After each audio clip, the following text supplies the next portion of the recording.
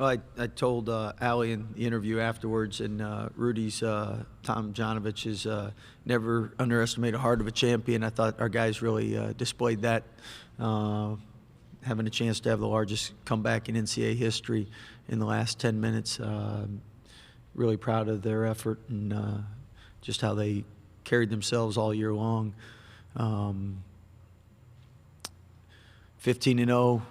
Face a bunch of injuries, adversity. We could have gone away, end up winning conference. Same with today. You get down 25, it's easy to fold. These guys don't. It's a joy to coach them each and every day, and we might be losers on the scoreboard today. Give North Carolina a lot of credit. Coach Davis is a great coach, does a lot of good things, and they got some great players and great program, but really proud of these guys and how they represent Baylor University. Questions here in the room. We'll start front row on the left. John Werner, Waco Tribune Herald. This is for Adam. Could you talk a little bit about how y'all got back into the game and what y'all did to pressure them into a whole bunch of turnovers? Well, we knew that as a team we weren't going to give up, and we decided to apply the pressure a lot more and just be assertive out there. So once we got into those diamond and traps, we were able to, get a couple stops and get some easy looks, and that's what got the run going. On the right-hand side, third row. Kendall Katzicum, 365. Matt, I know you didn't want this to be your last game, but considering how you fought, the ankle injury, if this were a way to go out, did this feel kind of a fitting way to go out for a great career at Baylor? Yeah, I'd be proud of how this last game went down.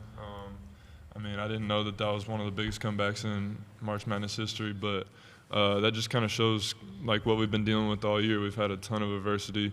We've had 3 guys with big injuries, and this team fights, so I would definitely be proud to go out with that. Fourth row on the right. Adam, you guys went on a massive run in regulation and then just 1 of 11 in overtime. What kind of happened in overtime? Where did the shot go? We were getting good looks. We just didn't knock them down at the end of the day, and we needed some key stops, and at the end we didn't get them, so that's credit to them. Okay. Questions for the student athletes or Coach Drew? On the right, fourth row. Yeah, Coach Drew, Jack Allen with 25 ABC. I was just wondering if you could walk us through the decision not to press to start overtime. Just kind of, it felt like it was working there. Why did you decide to kind of step back off of that? No, we were pressing in overtime whenever we got a score, dead ball. If they got a rebound, we weren't pressing. But we had some good looks in overtime. I think that's one of the tough things when you spend all that energy. Sometimes you run out of gas, and you can say we did that a little bit, but you also got to give them credit. Stiles has made 2 threes all year. He bangs that first one home into the shot clock. As a coach, you're like, that's not good. But these guys don't go away. Front row, far left. Coach Mac Engel, Fort Worth Star-Telegram. When you guys went to overtime, did you feel confident you had the momentum and that you were going to finally be able to overcome and get over that hump? Did you still feel like you were fighting uphill at all? Yeah, I always feel good in overtime. You come back like that. But credit them, they scored first. And that's why I said that Styles 3 was really big, late in the shot clock. Someone getting 2 for 12 on the year.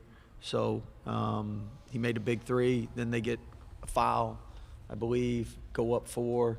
And it's hard to play from behind in overtime. It would been nice to get the lead. All the way back on the right.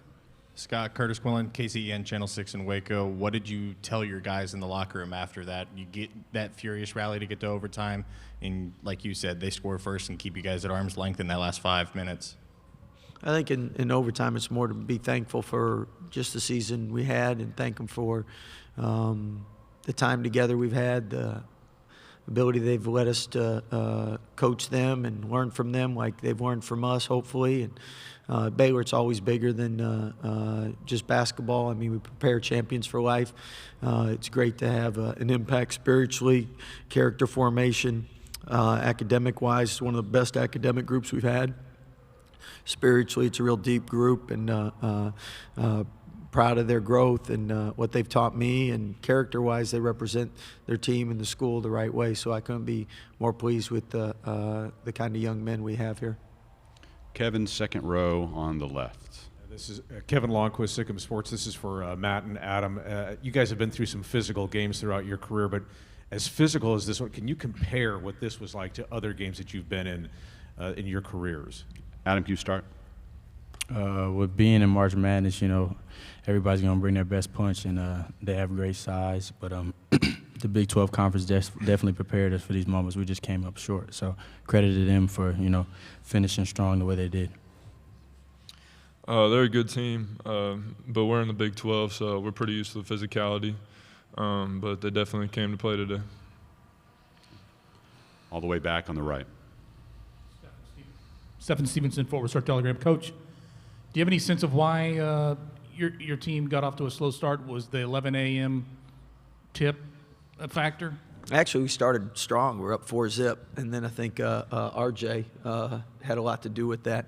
And credit him. He made shots in the beginning and then got them rolling. And then after that, Manic was, he really shot it well. And you take out that 56 points.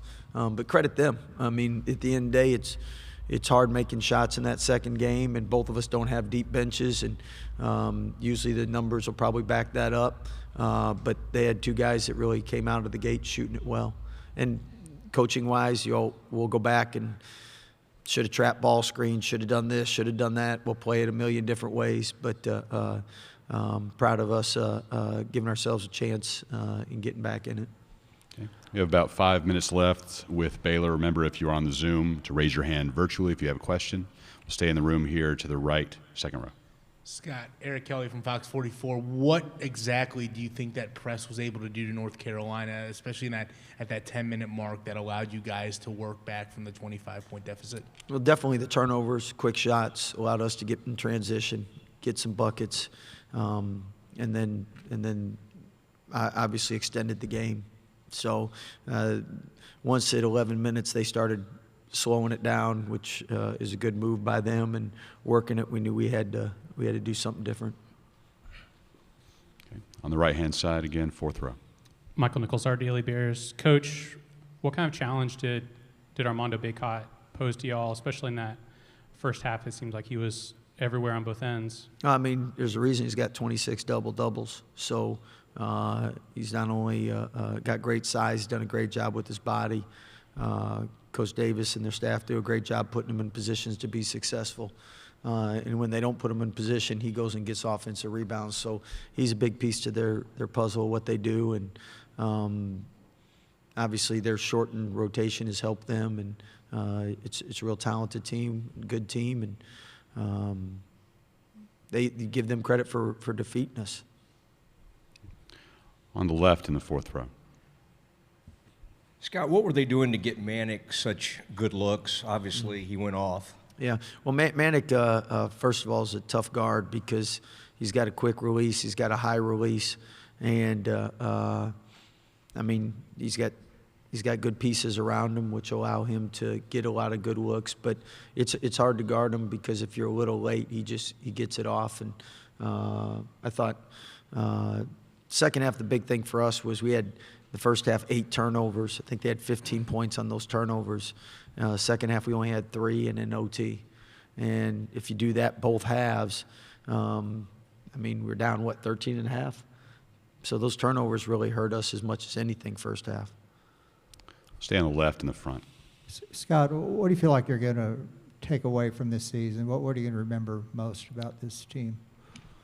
Well, first and foremost, just what great young men they are. They're fun to be around each and every day. They came to work. They had good attitudes. They really represented the school the right way. And our theme, what's impossible with man is possible with God. And to win back-to-back conference champs with 3 season-ending injuries, that's phenomenal, along with all the other injuries these guys have overcome. And I know Adam will be excited to finally rest his body and get 100% healthy. And he hadn't been 100% healthy in in 6 weeks or so, but it just shows you the toughness the guys have. You have a couple more for Baylor. Right-hand side, third row. Matt, kind of what did you learn about yourself, and how did you grow by coming back for another year to Baylor? I just felt like kind of most of the time when I would go in the game, it didn't really feel like I was like a part of the team almost. It felt like I was just like trying to like survive out there, and I was just trying to make some sort of an impact. But this year it felt like I had to show up in some way every day for us to be able to be the type of team we wanted to be. And, you know, my shots have not been falling all year, but I really prided myself on defense this year. And, I mean, I wrote on my mirror before the year started that I wanted to win Defensive Player of the Year, and I think I really gave myself a good shot at that. So it was just a lot of different things that I just tried to work on, but I really gave my all this season, and I'm really proud of, you know, how it all worked out. And I definitely wish we could have gone farther, but, you know, I have no regrets looking back on this year. Time for one more. Not seeing any. We'll let you guys go. Thank you. Thank you, guys. Thank you.